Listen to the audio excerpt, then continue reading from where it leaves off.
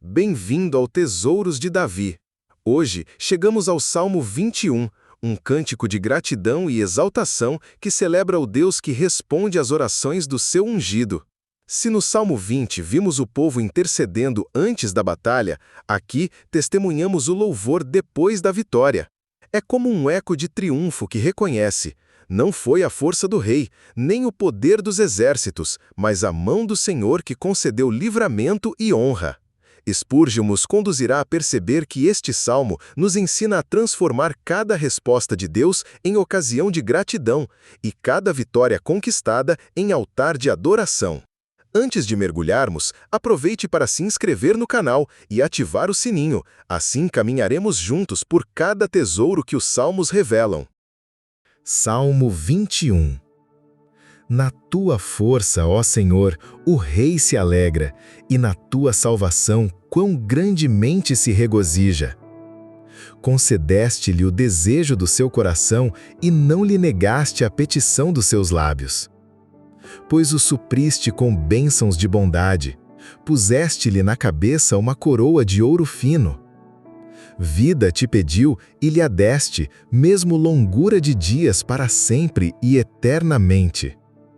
Grande é a sua glória pelo teu socorro, de honra e de majestade o revestiste.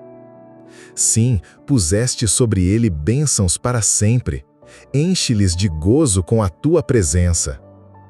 Porque o rei confia no Senhor, e pela misericórdia do Altíssimo nunca vacilará. A tua mão alcançará todos os teus inimigos, a tua destra alcançará os que te odeiam. Tu os farás como em uma fornalha de fogo, quando te manifestares. O Senhor os devorará na sua indignação, e o fogo os consumirá. A sua prole destruirás da terra, e a sua descendência dentre os filhos dos homens. Porque intentaram o mal contra ti, maquinaram um ardil, mas não prevalecerão. Portanto, tu os farás voltar as costas, com tuas flechas postas nas cordas, lhes apontarás ao rosto. Exalta-te, Senhor, na tua força, então cantaremos e louvaremos o teu poder. O Salmo 21 é um hino de agradecimento após a vitória. Ele se conecta diretamente ao Salmo 20. Lá, o povo clamava por livramento. Aqui, eles exaltam a fidelidade de Deus que respondeu. Provavelmente entoado em contexto litúrgico, este cântico celebrava não apenas o triunfo militar de Davi, mas também a fidelidade do Senhor ao seu ungido. Spurgeon observa que a essência do salmo é dupla: reconhecer que toda vitória vem de Deus e afirmar que a confiança no Senhor é a verdadeira segurança do rei. Ao mesmo tempo em que enaltece as bênçãos recebidas, o salmo também profetiza sobre a derrota final dos inimigos de Deus e aponta para Cristo, o Rei messiânico, em quem todas as promessas se cumprem.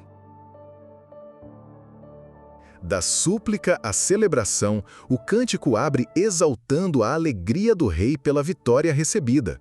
O salmo começa com uma explosão de gratidão. Na tua força, ó Senhor, o rei se alegra. O foco não está na glória pessoal, mas no poder divino que sustentou a causa. Spurgeon observa que, enquanto os homens exaltam suas próprias conquistas, o servo de Deus devolve todo o mérito ao Senhor. A oração feita no Salmo 20 foi respondida, o desejo do coração não foi negado.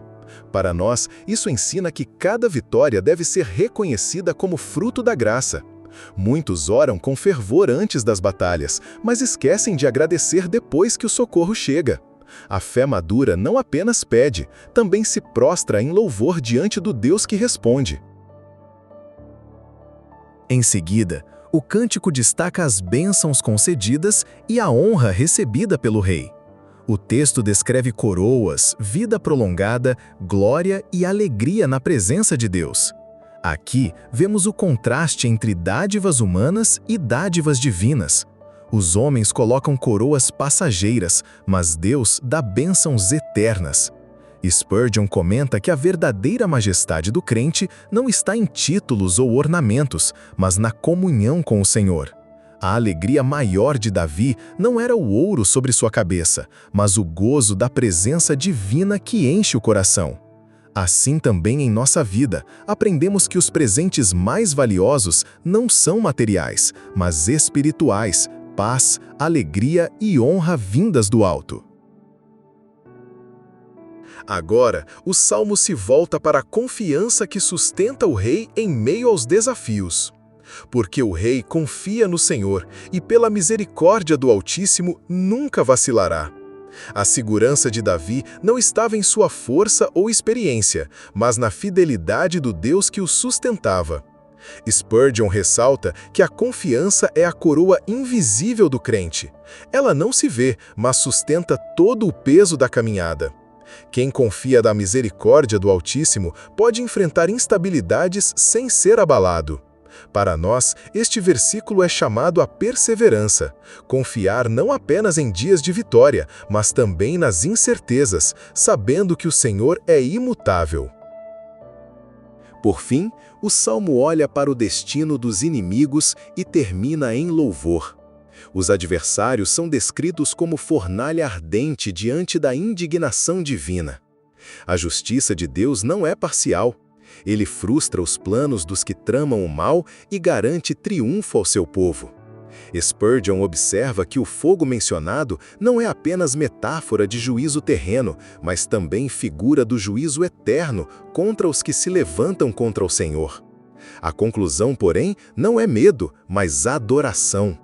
Exalta-te, Senhor, na tua força, então cantaremos e louvaremos o teu poder. Aqui aprendemos que o fim de toda vitória é louvor e que a resposta mais adequada à justiça de Deus é a adoração reverente. O Salmo 21 nos ensina a reconhecer a mão de Deus em nossas conquistas, a valorizar as bênçãos espirituais acima das materiais, a permanecer firmes na confiança mesmo em meio às batalhas e a responder à fidelidade divina com adoração. Assim como Davi, somos chamados a transformar nossas vitórias em cânticos de louvor. Spurgeon nos lembra que cada vitória do crente é apenas um reflexo da grande vitória de Cristo, nosso Rei eterno. Que nossa vida seja marcada por esse ciclo santo: oração antes da batalha, confiança durante a luta e gratidão após a vitória.